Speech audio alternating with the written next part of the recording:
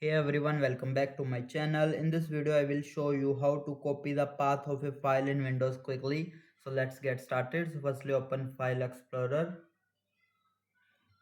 Now go to which address you want. Now select the file like this. Now press Shift plus right click. Here you will see copy as path. Click on it. Now we will open Notepad to write the see the path. Press Ctrl plus V to paste it. Another method is copy path from File Explorer address bar.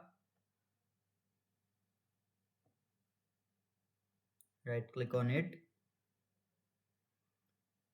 Right click on the address bar. Here you will see copy address. Click on copy address. Now again paste it to Notepad. Here you will see. The method third is copy path from file properties. Right click on the image. Here you will see properties. Click on properties. Here you will see the location. Select the location. Press Ctrl C to copy. Now Ctrl V to paste.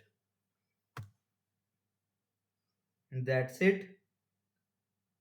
That's how you copy the path of a file in Windows. If this video helped you, don't forget to like, comment and subscribe for more tech tutorials. Thanks for watching.